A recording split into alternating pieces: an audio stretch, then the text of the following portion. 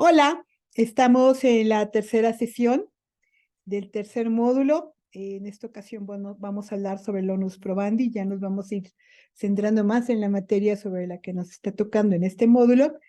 Y me voy a permitir compartir pantalla para que podamos ir siguiendo este, pues el tema que nos toca el día de hoy. Bueno, eh, habíamos comentado durante las primeras dos sesiones que en el proceso de desahogo de pruebas es una etapa que no debe ir aislada, que debe ir totalmente ligada de la teoría del caso y del litigio estratégico, y que debe tener como ejes transversales los derechos humanos laborales. Que para poder fortalecer todo este trabajo de desahogo de pruebas, pues debemos tener muy clara la argumentación que vamos a tener, una argumentación sólida, una argumentación en la cual estemos utilizando precisamente los argumentos, la jurisprudencia, los criterios constitucionales y convencionales que nuestra caja de herramientas nos va a ayudar a irlos consolidando, irlos avanzando. Y también habíamos señalado la importancia de ir agregando los precedentes que nos está tocando ver, que estamos intercambiando entre todos y que sería importante que también los vayamos viendo porque, para ir construyendo esa base del nuevo modelo laboral de administración de justicia en el que estamos siendo, que ustedes están siendo parte esencial, ustedes están todos los días en el tribunal, todos los días atendiendo muchos casos, entonces están a nivel nacional, están viendo una gran casuística. Las regiones donde ustedes están, nos están hablando de casuísticas muy particulares, de manera muy general. Yo pensaba no solamente en los contextos en los cuales el ámbito del trabajo, el desempeño en nuestro trabajo, los trabajadores en general, trabajadoras en general en nuestras regiones, pues primero están rodeados de una gran condición laboral en la cual están también en procesos de transformación que tienen que ver con los modelos productivos, los nuevos modelos de servicios y de industria, que están ahora inmersos en temas de nuevas tecnologías, de la inteligencia artificial, y en la cual están buscando en muchos espacios cómo simular, cómo el outsourcing sigue ahí presente, y repensar. Me es inevitable, corrijan ustedes, cuéntenme ustedes. Cuando pienso en Coahuila, cuando pienso en Tamaulipas, pienso en una industria maquiladora que durante muchos años, aportaban el empleo hacia muchas de las regiones. Mucha gente migraba hacia esas regiones precisamente porque había mucha industria maquiladora, donde la mayor mano de obra era femenina, de mujeres, y nos hablaban de muchos temas de violencia. Ese es el contexto que yo tengo de esas regiones. En Querétaro es la nueva industria aeronáutica que se está instalando en la región, de la nueva industria automotriz que también se está instalando en la región, que nos está hablando también de cómo se está vinculando ahora los temas del TEMEC y los mecanismos rápidos, cómo ver los ámbitos individuales y libertad sindical también en ese contexto, y sobre todo también cómo se están dando estos vínculos en los cuales es importante tener una visión muy abierta y muy creativa de cómo son estos nuevos ámbitos laborales. Eh, Cómo repensar nuestro litigio, decíamos en un principio. Y bueno, un primer punto es este ambiente hostil para la obtención y desahogo de pruebas. ¿Por qué hablamos del ambiente hostil? Hay jurisprudencia que nos está reconociendo, que está hablando sobre esta condición de debilidad de los trabajadores, de la parte débil frente a los patrones, una condición en la cual no es fácil obtener pruebas y en la cual también a veces nos cuesta trabajo lograr que haya acompañamiento de alguien más en estos procesos. Por ejemplo, para la obtención de pruebas, siguen habiendo muchas irregularidades en el cumplimiento de obligaciones de los patrones. Lo seguimos encontrando en que le dicen a los trabajadores: si quieres obtener tu recibo de salarios, bájalo de internet. Eh, Cuando sabemos, tenemos conocimiento, cuando nosotros revisamos las estadísticas del acceso a las nuevas tecnologías de la información y la comunicación, digas internet y computadoras, no es tan fácil para los trabajadores. Así que obtener los recibos de los pagos de salarios no es fácil obtenerlos. Obtener la información sobre sus cotizaciones en el Seguro Social, en el Infonavit, en el ámbito de las pensiones, no es tan fácil para ellos. Entonces, ¿cómo podemos pensar que logremos que los trabajadores cuenten con cosas tan elementales como un recibo de salarios? Y bueno, entre las irregularidades que también nos encontramos, pues es quién es el verdadero patrón. Porque a pesar de que se está buscando cómo ir eliminando estas simulaciones que ocultan quién es el verdadero patrón, nos seguimos encontrando con muchas, muchas dificultades. Y mientras más va bajando, digamos, el tipo de la rama de industria, sobre todo servicios, pues vamos encontrando cada vez formas más creativas de simular y ocultar la información. Para nosotros, lo que se nos ha hecho como muy interesante y que nos ha ido facilitando la identificación de patrones, la identificación de la información en el seguro social y verificar si efectivamente se está aportando los impuestos, que nos descuentan, no nos descuentan, cómo acreditar hasta la relación laboral en este sector formal que podemos tener muy identificado, pues sigue siendo el manejo de los códigos QR que aparecen en los recibos de salarios. Pero insisto, eso no está tan fácil para los compañeros. Pero pensando, por ejemplo, cómo obtener, por ejemplo, testimoniales. Cuando sabemos pues tenemos conocimiento, la experiencia nos ha dicho que cuando se está buscando que algunos compañeros atestiguen un despido o atestiguen que el trabajador o la trabajadora está siendo acosada, o la conducta o la acción específica que está generando la violación de derechos humanos se convierte en una misión imposible, porque nadie quiere arriesgar su trabajo a sabiendas de que si va a ser testigo de un compañero o una compañera, corre el riesgo de ser despedido. Entonces, la obtención de una prueba testimonial a favor de los trabajadores, a favor de nuestros compañeros o de los compañeros que están en una condición de vulnerabilidad se vuelve muy compleja. Pensemos en otros tipos de pruebas, tenemos que sustituirlas por otros tipos de pruebas. Y en eso estamos descubriendo jueces muy progresistas que nos están apoyando en la construcción de estas nuevas figuras, en una situación proactiva en la cual nos ayudan a hacer estos nuevos modelos y a tener estas nuevas perspectivas en las confesionales particularmente y en las inspecciones. Así la obtención de pruebas que se nos vuelve hostil o complicada para un trabajador, una trabajadora obtener, pues nos va apoyando en cómo ir haciendo este proceso. Bueno, hay condiciones en las cuales a veces la obtención de la prueba es a través de un proceso de documentación del caso. Y también para nosotros es importante aprender a hacer la documentación del caso. A veces nos llega la primer queja en una etapa del acoso, pensemos como un proceso de acoso laboral. Y a veces los compañeros, las compañeras van haciendo una construcción de denuncias, de reclamos, de observaciones, a veces temas de salud que se van enfermando, la afectación psicológica va generando afectaciones físicas y que van generando esa documentación donde se va diciendo que el problema que está teniendo el dolor de cabeza persistente se deriva del estrés que se está generando por un ambiente laboral en el cual hay violencia y se siente acosada, por ejemplo.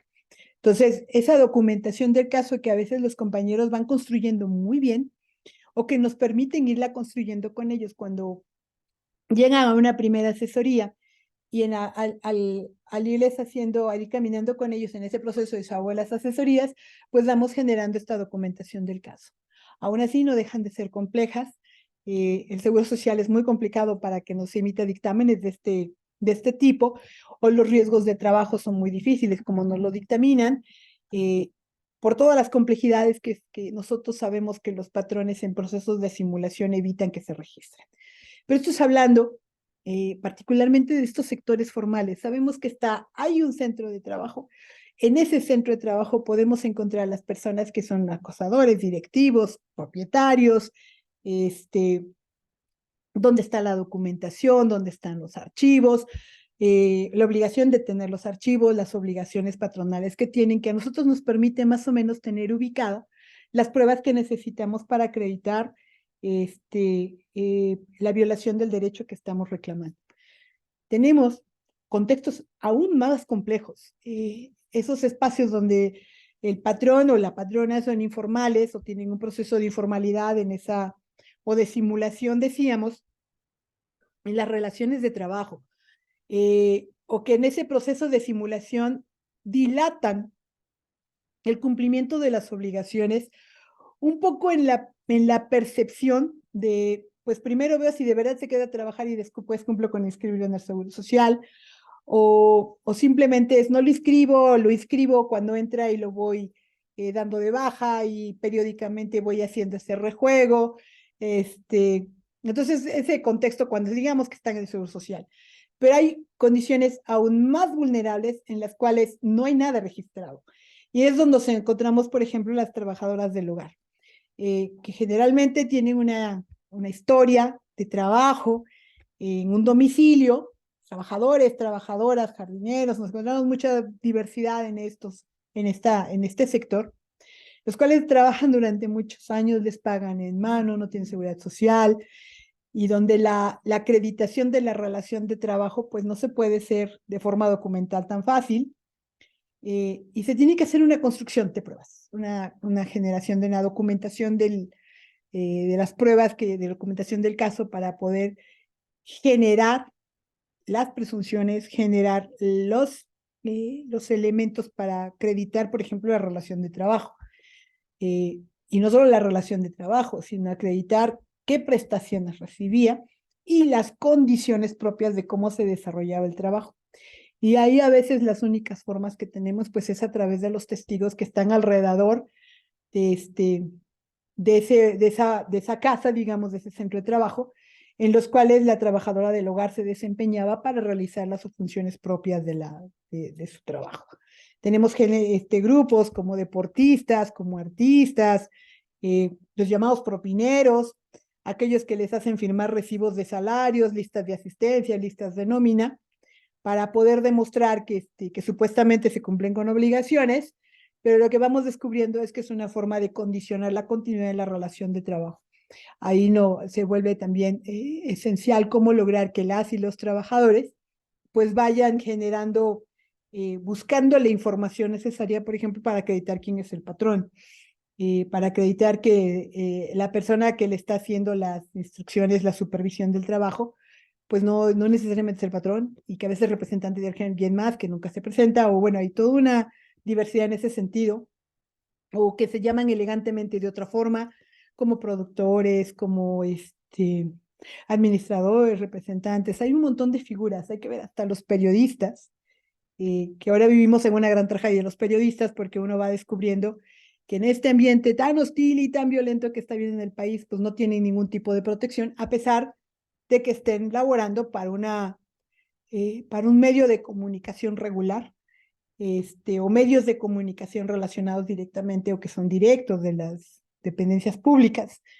Y entonces nos encontramos a grandes sectores de trabajadores que están en unas condiciones de simulación y de ocultamiento, y de irregularidades, que cuando nosotros los recibimos y los escuchamos, vamos descubriendo cómo el ambiente para la generación de las pruebas es un ambiente hostil para lograr conseguir estos documentos o testigos, o qué tipo de pruebas podemos ir inventándonos o creando, diseñando para lograr esto. Pero si esto nos cuesta trabajo, a veces el desahogo de pruebas es aún más complejo. Y nos es más complejo, decíamos, porque la documentación que podemos obtener a veces no es regular, y tenemos que darles valores y construir una forma para que tengan un valor efectivo probatorio, que lo que nosotros queremos acreditar con ellos sea a la visión del documento, que sea realista la eficacia y la eficiencia de lo que nosotros queremos acreditar.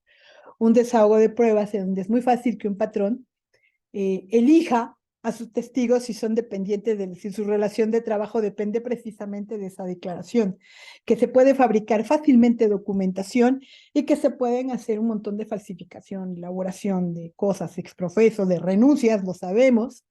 Entonces, en este desahogo de pruebas, pues nosotros en el diseño, en la teoría del caso, en el litigio estratégico, tenemos que ver cómo generar, cómo documentar estos casos que nos permitan tener las pruebas eficaces y adecuadas para poder acreditar la violación que nosotros estamos denunciando en nuestra demanda. ¿Cómo podemos ir fortaleciendo esto? ¿Cómo podemos ir en el camino de la teoría del caso, del litigio estratégico? Nos ayuda mucho, ya les había comentado, cómo ir revisando estas sentencias, estos casos que se han vuelto importantes en pues en esta historia de la convencionalidad, y que sería importante irlos revisando, porque ahí nos va aportando algunos elementos en los cuales se han ido construyendo tipos de pruebas, nuevos modelos de pruebas, en los cuales vamos identificando cómo nosotros podemos ir utilizándolos para nuestros fines, para los fines de nuestra mejor defensa. Un caso muy interesante en temas de violencia de género, pues es el caso Campo Algodonero, que es probable que ustedes lo conozcan, es un caso muy importante a nivel nacional que habla sobre las muertes en Juárez, las mujeres muertas en Juárez, pero que una revisión de la sentencia de la Corte Interamericana nos va hablando de cómo se deben ir generando las presunciones y la interpretación de las normas y de la interpretación de las pruebas. Cómo hay lo que le decimos figuras reforzadas, de cómo repensar ese análisis e interpretación de las pruebas, cómo ir haciendo la construcción de las pruebas y cómo esa sentencia ha ido forzando a que en este país se vaya viendo, a tener una nueva perspectiva de la interpretación, de la valoración de las pruebas en el ámbito de la violencia de género. Yo les sugiero que lean este caso y sería interesante que vieran este caso en conjunción con una película que recomendamos que se llama El Citatorio. Es una película nigeriana, pero que nos va hablando de cómo hay perfiles y cómo estos perfiles de los principales de acosador y acosada, pues también se convierten en pruebas. Y bueno, hay un gran reto que tenemos en este país. Cuando hablamos en temas de acoso sexual, de acoso laboral, hablar sobre los temas de las periciales. Y en este caso, el reto está en que las periciales psicológicas nos implica tener a psicólogos, a especialistas en psicología, especialistas en la aplicación del protocolo de Estocolmo para que nos ayuden a identificar los casos de acoso, cómo fue el acoso, la afectación generada, si hubo o no hubo, quién generó el acoso y cómo se generó, el perfil del acosador. No debemos perder de vista que eso es un elemento clave en el caso Campo Algodonero, que cuando se habla de violencia de género, cuando se habla de acoso, cuando se habla de violencia sexual y demás, se equiparan a la tortura. Entonces, por eso es aplicable el protocolo de Estambul para detectar la huella que queda a partir del acoso o la violencia generada. Entonces, en este sago de pruebas, en esta nueva perspectiva, es importante tener esa visión de lo que se está haciendo. También es interesante y no debemos perder de vista en este sentido el caso Niños de la Calle, caso Villagrán. Es un caso bastante antiguo, fue paradigmático y sigue siendo paradigmático por dos elementos esenciales. Acuérdense que el artículo primero constitucional nos habla de que en respuesta a la violación de derechos fundamentales se debe sancionar y reparar el daño. Para acreditar precisamente la violación, no solamente hay que acreditar la violación. La violación es algo que tenemos que ir buscando y como lo amamos con este sago de pruebas. También tenemos que acreditar y señalar y marcar desde el momento en que nosotros estamos ofreciendo la prueba y en la construcción de nuestra teoría del caso integral, que verlo siempre integral todo, cómo se reclama la reparación del daño.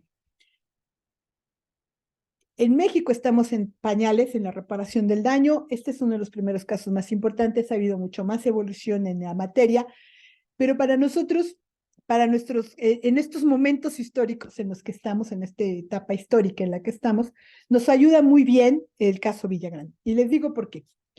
Entre los grandes debates que tuvimos cuando se estaba elaborando la iniciativa de la Ley Federal del Trabajo del 2019, nos tocó estar debatiendo precisamente estos temas. Y uno de los elementos esenciales era reiterar que la nueva ley debía tener de forma transversal la perspectiva de género y, por supuesto, los derechos humanos.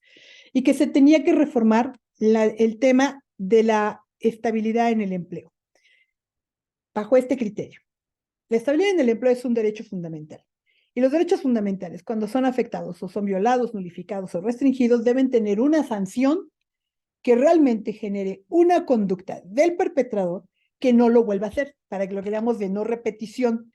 Pero no solo es de no repetición, debe haber una sanción por generar la conducta y debe haber también una reparación del daño para evitar que haya una reparación de la conducta.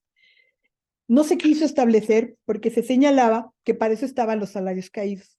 Sin embargo, la sanción por la violación del derecho fundamental a la estabilidad en el empleo no es equiparable de ninguna manera a la sanción que se está implementando en la Ley Federal de Trabajo, que es una limitación o control de los salarios caídos.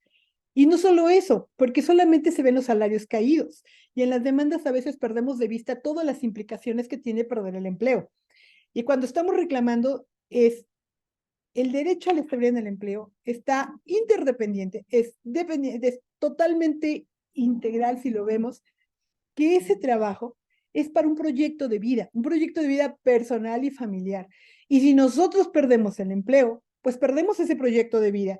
El tiempo que tardemos en restablecernos, en volver a tener un empleo, por lo menos con las mismas condiciones salariales de vida que nos permita recuperar de alguna manera ese proyecto de vida, pues es lo que se debe tomar en cuenta al momento de que nosotros estamos generando nuestro reclamo.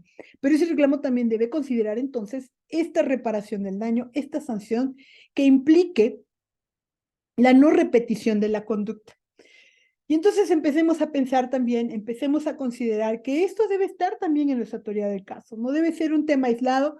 Se sigue creyendo que los derechos humanos laborales medio existen o a lo mejor no existen o están por allá donde nadie los ve, desde el contexto también de unas conciliaciones que tienen a veces unas condiciones que no son las mejores para las conciliaciones de los conflictos.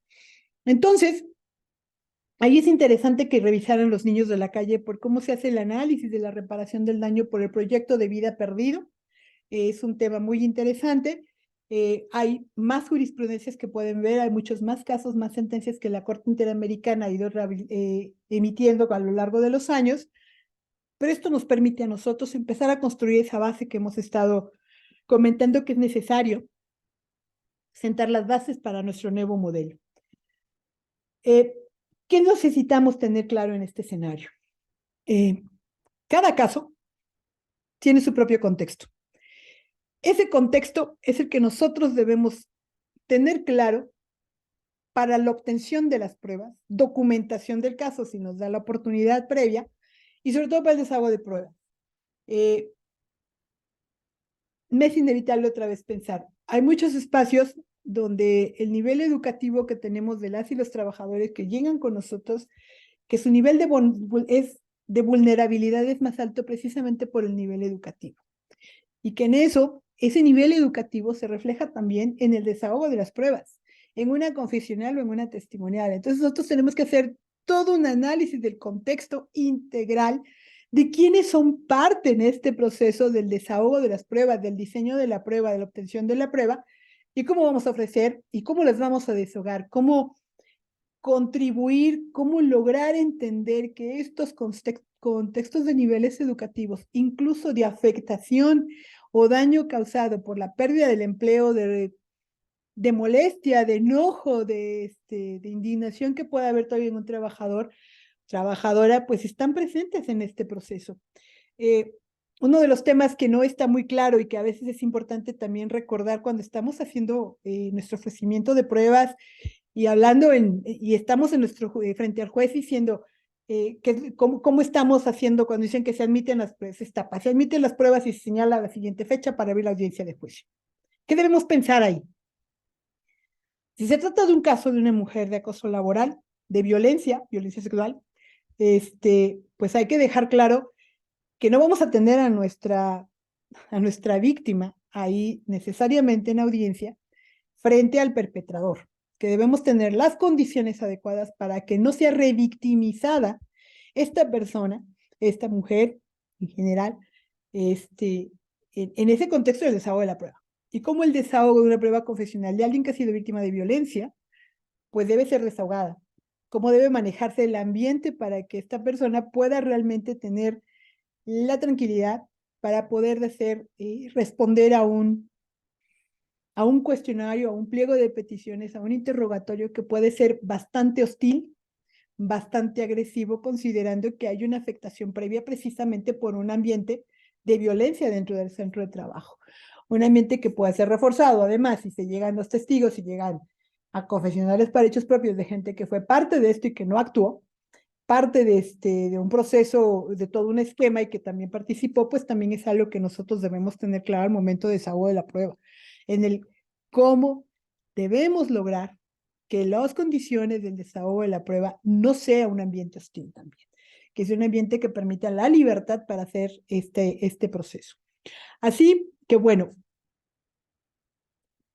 reitero la importancia.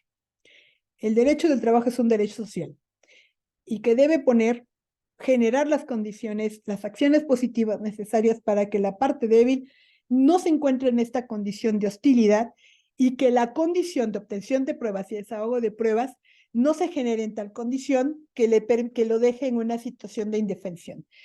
Una situación de indefensión en la cual es obligación de la parte juzgadora recordar estos elementos claves para que actúe con la debida diligencia, para que la equidad procesal que tanto nos hablan, pues no se vea cuadrada y recta, sino que se piense que en esa equidad procesal le debemos poner un banquito a la parte trabajadora para que le alcance el mismo nivel.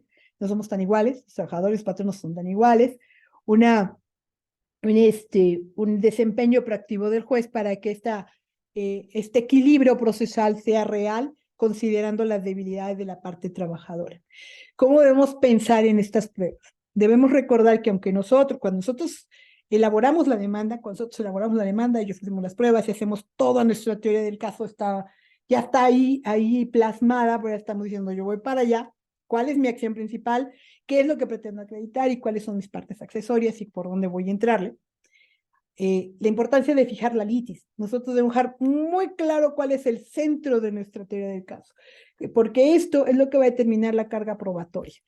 En la etapa de la audiencia preliminar, donde se va hablando de este proceso de fijación de la litis y la carga probatoria, no perdamos de vista que al momento en que se va haciendo la etapa en la que podemos cerrar la litis, en la que se puede centrar, hay que participar y dejarla clara.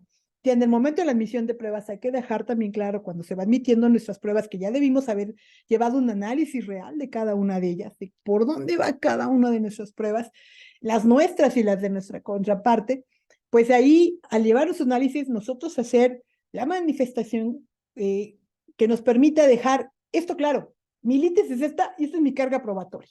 Y esta carga probatoria debe tener claridad en que la parte trabajadora es la parte débil y que hay un ambiente hostil para la obtención y desahogo de las pruebas. Ahí lo debemos dejar lado, porque nosotros para fortalecer este litigio estratégico, pues debemos dejar muy claras, yo le llamo la técnica de Hansel y Gretel, lo digo muy en broma, muy en serio, la técnica de Hansel y Gretel, debemos ir dejando poco a poco la migaja de cuál es la litis que se está fijando, cómo fijarla, cómo dejarla clara, cuál es la carga probatoria y cómo esta carga probatoria debe tener en mente, debe tener orientada, fija, clara, que la parte débil, que el derecho del trabajo es protector de la parte débil, que la protección a la parte débil se fortalece con la tutela judicial, no son iguales, tienen muchas cosas en común, pero es muy importante no dejar que esta figura se pierda.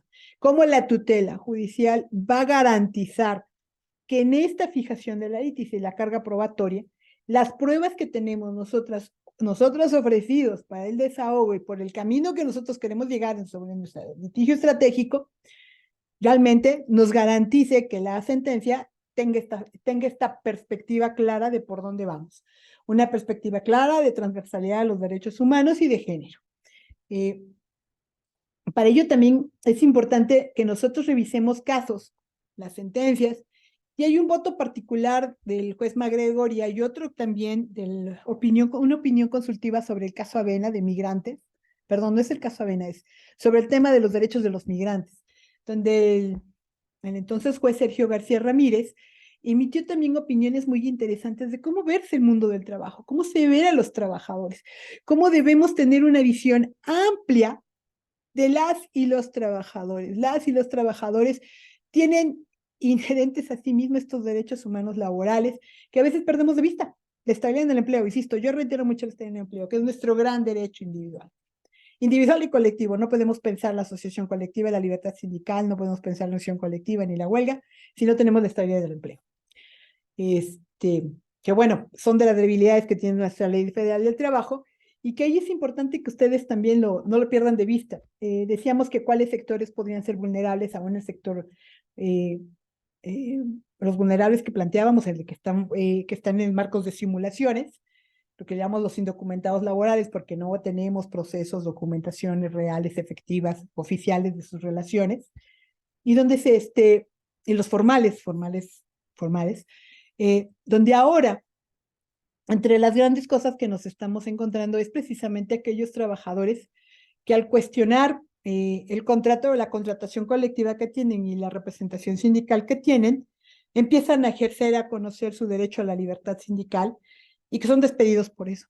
Y entonces nos estamos encontrando estos casos donde lo ideal es que este proceso pues vaya acompañado de una organización sindical de su representación, que ellos elijan, que consideren que es la adecuada, eh, frente a aquella organización sindical que está en el centro de trabajo y que ellos consideran que no es la adecuada. Digo, esa es la condición ideal, que fueran por una organización sindical. Pero nos estamos encontrando los casos en que se están, vamos a decir que la explosión están siendo como las palomitas y no salen los trabajadores reclamando los derechos y que están siendo despedidos por eso. Entonces también tenemos que pensar y repensar cómo hacer esta construcción de los casos, cómo hacer la documentación del caso para decir, fue despedido por ejercer por su libertad sindical y que lo tenemos que decir desde la demanda. Porque acuérdense que también la Ley Federal de Trabajo tiene prohibiciones y sanciones a los patrones que afectan derechos fundamentales por ejercer la libertad sindical. Y ahí tenemos también grandes retos. Tenemos muchos retos para poder asentar estas nuevas perspectivas que curiosamente, aunque la ley dice, podrás denunciarlo, podrás demandarlo, no dice cómo. Pero lo podemos hacer y lo podemos demandar y lo podemos ir construyendo a partir de las demandas por despido injustificado por ejercer la libertad sindical. Y ahí otra vez, las normas convencionales nos dan muchas luces al respecto y reiteraría el caso Campos del Lago y el caso de los trabajadores cesados de Petroperú, perdón. Y bueno, ¿cómo vamos a ir fortaleciendo este desahogo de pruebas? Hemos estado mencionando la importancia de tener la perspectiva de derechos humanos, recordar que el derecho al trabajo es un derecho social, una argumentación sólida, debidamente fundada y motivada, una comunicación asertiva, tener nuestra caja de herramientas a la mano, una caja de herramientas que se construye no solo con normas convencionales, sino también una caja de herramientas que contenga los casos que nos pueden ir ayudando en su estudio a ir conociendo los nuevos modelos, cómo ir aportando en nuestro diseño de pruebas formas de desahogo, formas de interpretación, formas de análisis que les vayamos llegando a los jugadores cuando nosotros estamos elaborando nuestro ofrecimiento de pruebas, desahogo y pues cierre, ¿no? Cierre de nuestra etapa de pruebas. Y bueno, hay un elemento que también es importante.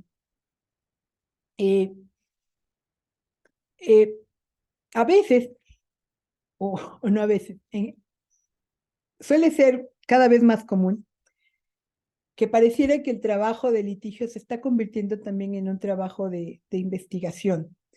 Insisto, los modelos de simulación se están haciendo cada vez más sofisticados, sobre todo ahora que están entrando muchas franquicias internacionales que no nos permiten a veces identificar en dónde o quién está el patrón, dónde está ubicado.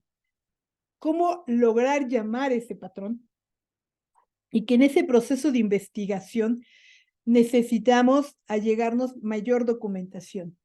Nos ha tocado casos, voy a poner casos, por ejemplo, de gasolineras, que de repente nos llegaron gasolineras de muchas marcas, muchas transnacionales y otras tantas nacionales, con muchas denominaciones ostentosas, digamos, muy bonitas. Pero que el momento en que nosotros estamos diciendo, a ver, compañero, compañera, pues dame la información de quién es tu patrón, pues no aparece en ningún lugar el nombre de la franquicia. Y entonces nos obliga a hacer procesos de investigación, una investigación en la cual busquemos la vinculación entre la franquicia, entre la marca, transnacional y el que está presente con la franquicia. Y entonces en este nuevo proceso de construcción de herramientas, durante mucho tiempo en la Junta alegábamos, es que es el nombre comercial y la razón social.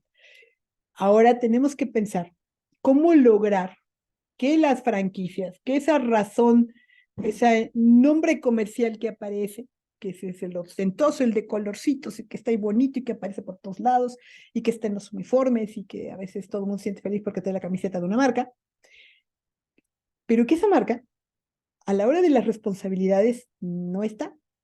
A la hora de las responsabilidades, cuando estamos ya con los compañeros tratando de decir, pues es que, ¿quién está pagando? ¿Quién es el que debe pagar impuestos? ¿Quién es el que debe estar en el seguro social? ¿O a quién le reclamo que te dio de baja y nunca pagó el seguro social? Y entonces nos debemos volver cada vez más finos, más finas, en la búsqueda de esta información, platicando con otro grupo de capacitación que estamos, de los sindicatos ahí, los que estamos ahí colaborando, pues decíamos que a veces tenemos que hacerlo un poco como ese programa de la tele que se llama CSI, CSI, y que tienen como versiones de Miami, de Las Vegas, no sé qué tanto relajo hay. Pero es interesante cómo van buscando esas migajas que se van generando en el camino de una relación laboral. Como siempre encontramos migajas, siempre encontramos elementos que nos están diciendo, nos van dando pistas para poder acreditar, para poder tener el elemento clave de la acreditación de quién es el que detiene las responsabilidades, de cómo obligar a cumplir responsabilidades y sobre todo, cómo generar que estos patrones que tienen un patrón, perdón por la redundancia, como estos empleadores tienen todo un patrón de conducta para evadir las responsabilidades, pero que además es tan sistemático, pero tan sistemático, que nunca hay como un registro o no hay claridad de esa conducta persistente y sistemática de violación de derechos humanos laborales, persistente y sistemática de incumplimiento de las obligaciones patronales. Entonces, hace un momento hablábamos de por qué la importancia de cuando hacemos la teoría del caso, entendamos el contexto específico del caso que tenemos en las manos. Un caso que desde que nos llega, la primera entrevista es sentarnos por primera vez con un trabajador, escuchar la información, la investigación, cómo se fueron dando las cosas. Está construyendo, está armando un rompecabezas que se debe ver claro en el escrito inicial de demanda, que se debe ver muy claro al momento de fijar la litis cuando ofrecemos pruebas para tener las cargas probatorias.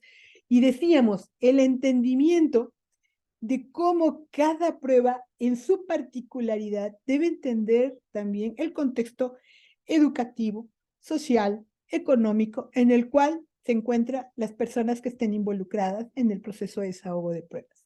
Más aún, hoy en día es una realidad en muchas regiones del país y voy a decir otra vez Coahuila y Tamaulipas, en las cuales la delincuencia organizada pues está muy grave. En Guanajuato también, creo que también hay compañeros de Guanajuato. Cuando uno está escuchando lo que está pasando cotidianamente de violencia de estos grupos organizados,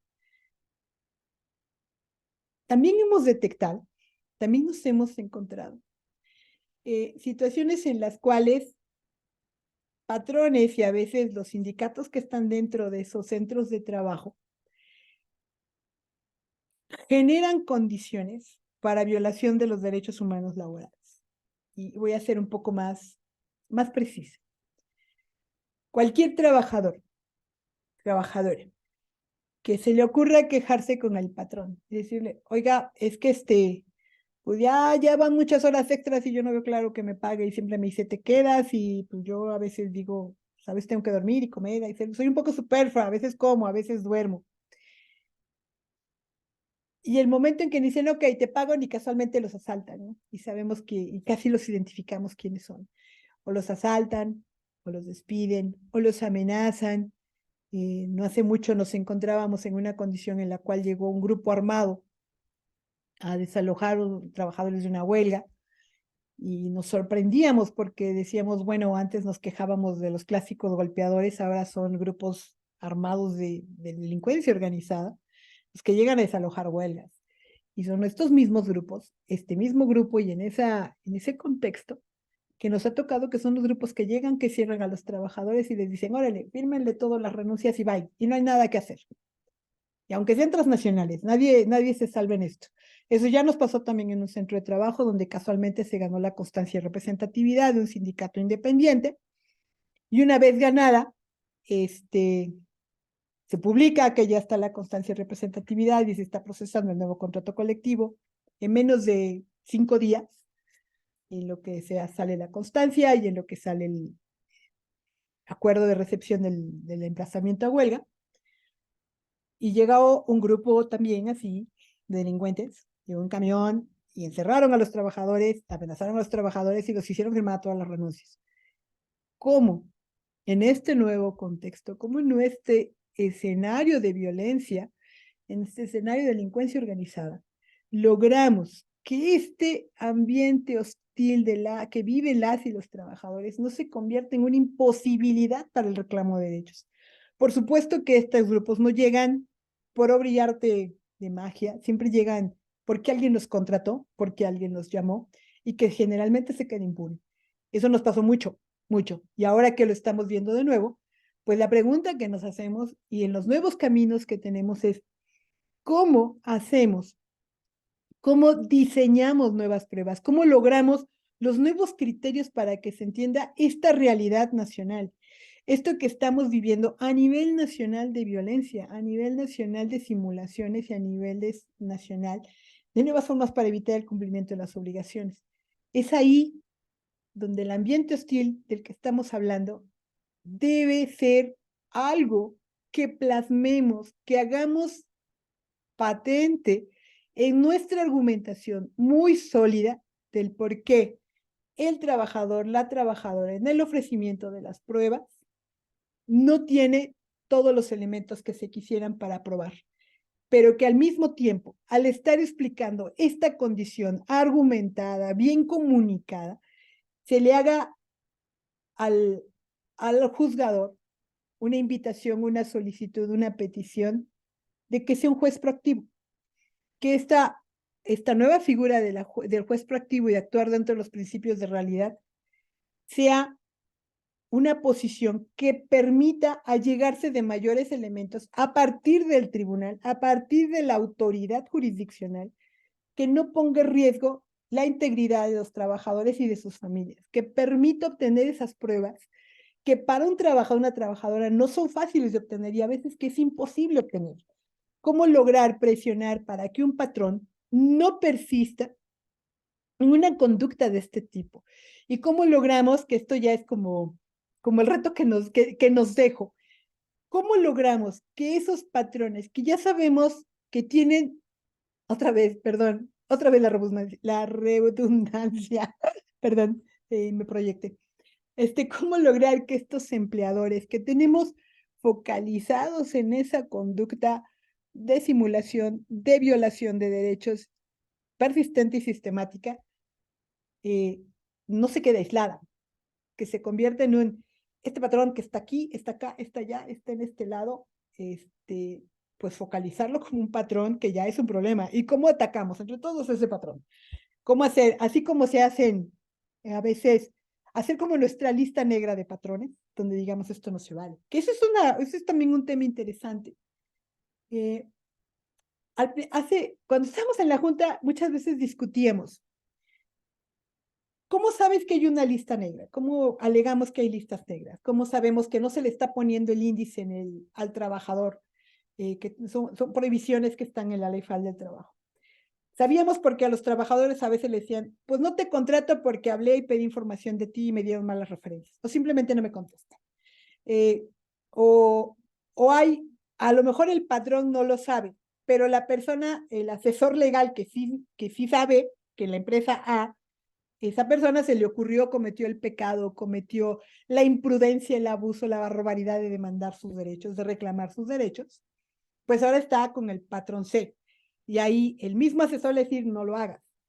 ¿Cómo logramos? ¿Cómo combatimos esas listas negras? Ese poner el índice que ahí está y sigue utilizándose y que no solamente tiene que ver con los temas sindicales, porque generalmente se piensa que poner el índice en las listas negras son para los trabajadores que, que están en temas sindicales. Y lo que hemos descubierto, por ejemplo, en Guadalajara, en el Silicon Valley de Jalisco, que le llamamos, hay empresas que tienen su propia empresa de contratación de personal y que esta propia empresa de contratación de personal es la que contrata el personal de 5 o 6 plantas de la misma empresa con diferentes denominaciones y simulaciones de relaciones y demás. Pero como es el mismo punto, digamos, de selección del personal, desde ahí ya le están cancelando la posibilidad, y ya desde ahí les están diciendo, oye, pues yo sé que tú demandaste A, yo sé que tú le reclamaste a B, ¿cómo quieres que ahora te contraten C? Eso sigue ahí presente. ¿Cómo le hacemos? ¿Qué hacemos? Pensemos. Tenemos un gran reto en cómo lograr que el derecho al trabajo sea una realidad frente al persistente uso de listas negras, frente al persistente uso de poner el índice a las y los trabajadores, solo por atreverse a reclamar sus derechos. Y no cualquier derecho, son los derechos humanos laborales. Así que bueno, en estos puntos que estamos desahogando y que estamos planteando, sigue siendo esencial el cómo ser creativos para lograr el debido y la adecuada protección de los derechos humanos laborales, cómo logramos, no solo como parte defensora, sino también frente a los juzgadores, que ellos vayan construyendo también esos nuevos contextos, esas nuevas cimientos para tener esta construcción de una nueva perspectiva del acceso a la justicia. ¿Cómo logramos que esos precedentes que se vayan logrando no se pierdan híjole, me dio mucho gusto que el juez que me tocó en el caso tal haya hecho esto, sino que se conviertan oigan, tengo este nuevo precedente, este nuevo criterio, empecemos a reproducirlo y empecemos a utilizarlo todos para que generemos mejores condiciones. Tenemos un gran reto al respecto. Y aquí me paro un poquito para decirles, por ejemplo, si hay un proceso de transformación, ¿cómo logramos? No solo es pensar cómo lograr ese proceso de transformación, sino cómo sí se pueden hacer esos cambios en el Poder Judicial. Yo creo que ustedes conocen la sentencia de la Corte Interamericana de Rosendo Radilla. Es un caso de desaparición forzada de los 70. Una sentencia que sale en el 2010 y que le emite la Corte Interamericana. Obligaba al Estado mexicano a hacer una transformación de su modelo legal, nacional, normativo nacional. Esa sentencia, para poder hacer real lo que exigía, se abrió un expediente por la Suprema Corte, por el Pleno de la Suprema Corte. Un expediente que se llama, que está por cierto en la bibliografía, es un expediente varios, no me acuerdo qué, ahí está en la bibliografía. Revísenlo, es el caso de Rosendo Radilla y cómo se aterrizó a nivel nacional. Y se volvió en una cosa súper importante porque fue la que le puso el foco al Estado mexicano para transformar. La reforma constitucional del año 2011 tiene su origen en un alto nivel, en un alto porcentaje, en el cumplimiento de esa sentencia. ¿Cómo se metió el tema del control de convencionalidad? Vean el caso de los ecologistas, el de Cabrera y también está en la bibliografía, el de Cabrera y el de Montiel, creo que es el otro compañero, el de Guerrero.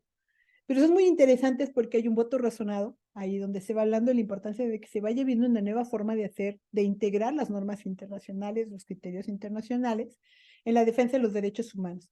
Estos casos fueron esenciales para la reforma constitucional del 2011 en materia de derechos humanos y también en la ley de amparo. Y entonces, si se logró a partir de los reclamos de derechos, aunque haya sido la Corte Interamericana y a veces nosotros estemos aquí, digamos, pues que fue la Corte, se lograron esas transformaciones. Tenemos que recuperar esa capacidad de transformación del Poder Judicial, porque mientras se dio ese avance, a la fecha, pues las transformaciones podemos decir que hay muchísimas, que se dieron mucho en materia individual, en derechos de mujeres, en derechos de la comunidad LGBTI, Q y más, y demás temas.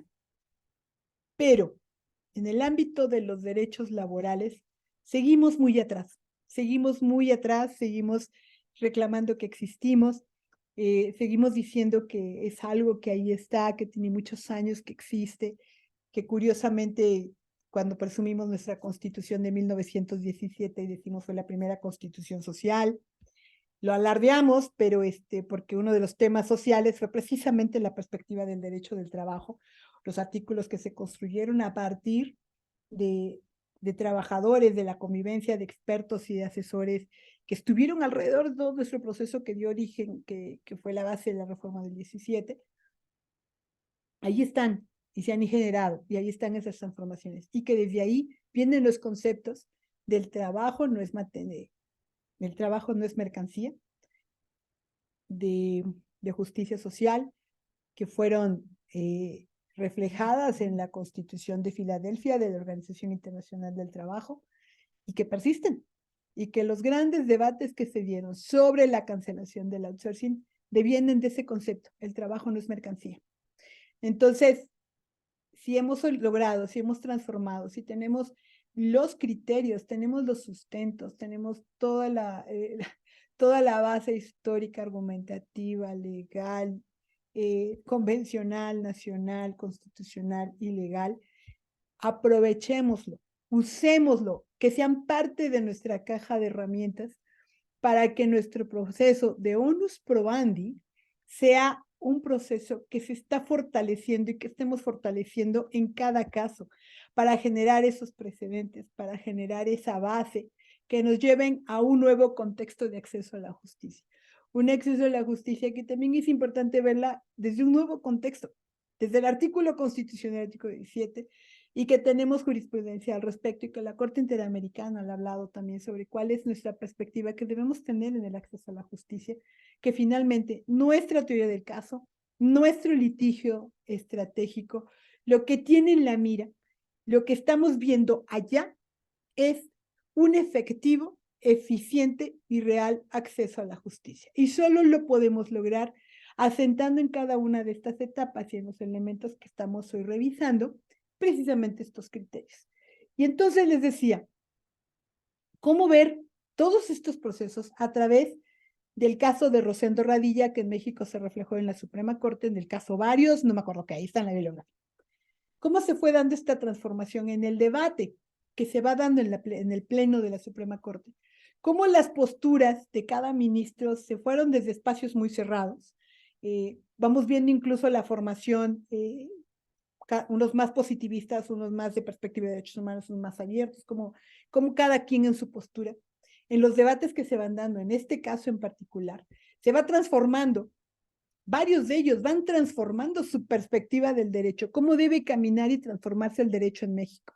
E insisto, al final de cuentas lo que se hace es la reforma del 2011 y que se constituyen y que se reflejan en el artículo primero constitucional.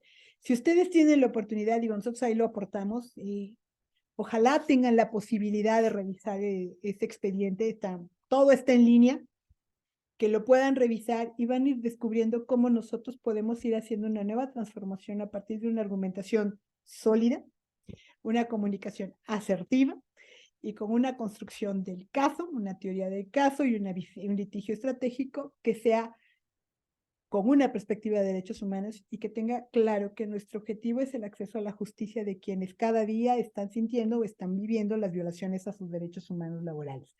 Un caso más que es importante verlo. En el caso Avena, se le llevó en la Corte Penal Internacional y también lo pueden ver, buscar en internet y lo pueden revisar, que también es un caso muy bonito.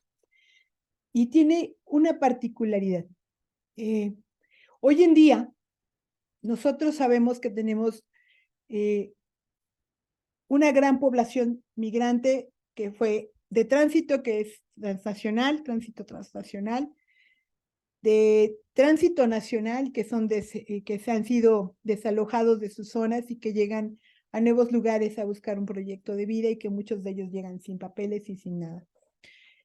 Esta condición de vulnerabilidad que está pasando en el país, que estamos viviendo también ahorita, que en muchas regiones del país es más clara o más perceptible en unas que otras, nos lleva también a una gran reflexión.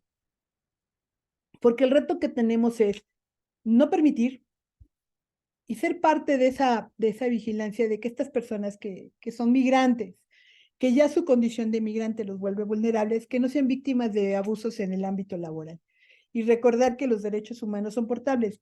Mientras van caminando a lo largo de las Américas, a lo largo de África, Américas y Américas, Estados Unidos, o sea, toda la ruta que tienen, o que si vienen de nuestras propias comunidades, de Guerrero, de Oaxaca, de Chiapas, que han sido despojados de sus modos de vida, de sus tierras y siguen caminando y llegan a nuestras áreas urbanas por busca de empleo, que nos quede claro y que les quede claro y que se tenga muy claro en este país que no podemos permitir los abusos a ellos como trabajadores por ser migrantes.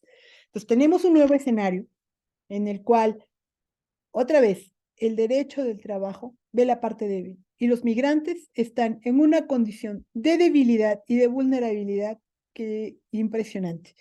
Ahí tenemos que poner el ojo. Y podemos poner el ojo y por eso les decía, vean el caso Avena, revísenlo, es muy bonito. La Corte Penal Internacional hace todo un análisis de los derechos que tienen las personas migrantes, los derechos humanos que no se deben perder de vista para toda persona migrante, bajo cualquier condición, aunque está enfocado en el tema penal. Yo no sé si ustedes tienen más o menos la idea de lo que se trata el caso Avena, y que, insisto, se convirtió en una opinión consultiva de la Corte Interamericana por el juez García Ramírez, que hace ahí una disertación muy bonita, precisamente el tema de trabajo, enfoca el tema de los derechos de la migrante en el derecho al trabajo, y el caso Aben en la Corte Penal nos habla de derechos humanos, de la portabilidad, digamos, de los derechos humanos en cualquier contexto, en cualquier lugar. Somos personas y en todo lugar y espacio tenemos derechos humanos. Entonces, cómo esa perspectiva, cómo aterrizar, cómo volver una realidad, que seamos migrantes o seamos habitantes del país, ya regulares en el espacio en el que estamos. No debe haber ninguna condición en la cual esa vulnerabilidad niegue el acceso a la justicia. Y ahí es donde ustedes se convierten en los grandes defensores de esos sectores vulnerables que se acercan a las procuradurías, a los espacios donde se está dando ese apoyo, la asesoría, esa ayuda a estas personas en las condiciones de vulnerabilidad. Decimos que están los migrantes, hay sectores que son condiciones de vulnerabilidad también tremendas, decíamos los trabajadores del hogar, los propineros, los que no se reconocen como trabajadores, que pensaríamos deportistas, los artistas, los periodistas, y bueno, aquellos que ahora nos estamos viendo también mucho en el ámbito de la libertad sindical por los nuevos modelos. Entonces ahí es donde están ustedes, ahí es donde están ustedes haciendo un trabajo impresionante, un trabajo maravilloso en el cual me ha tocado conocer y platicar con algunos de ustedes, con gente que está haciendo ese trabajo con ustedes mismos, y es una maravilla lo que están haciendo. Y cuando escucho los precedentes que están generando, por eso he insistido tanto en esta sesión.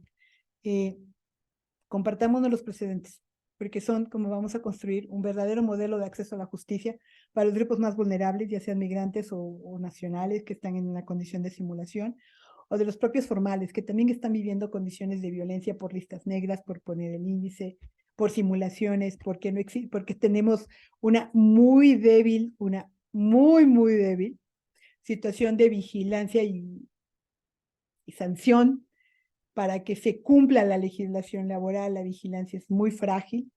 Entonces, donde tenemos estas condiciones de debilidad, los nuevos tribunales laborales tienen un reto, pero si nosotros no se los ponemos en la mesa, si nosotros no llevamos todo este contexto a la mesa, si nosotros no hablamos de este ambiente hostil, si no hablamos de fijar la litis, de tener las cargas probatorias claras, de tener unas pruebas que nos ayuden a construir de una perspectiva del derecho del trabajo como derecho social, de los derechos humanos y perspectiva de género, pues no vamos a lograr una verdadera transformación, la transformación que se tuvo como objetivo cuando se estaba debatiendo, cuando estuvimos debatiendo la reforma laboral y el sueño que teníamos muchos de transformación. Y bueno, yo aquí paro la sesión.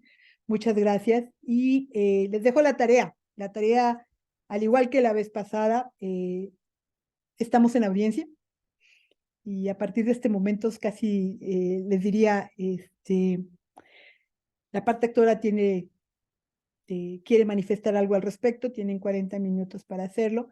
Si lo hacen en equipo, que es la condición ideal, como se los he explicado, como lo hemos comentado, y me lo mandan a los 40 minutos, lo podemos revisar y nos podemos retroalimentar. Si me lo mandas después, pues ya no va a ser tan fácil. Pero les pido que eso sea.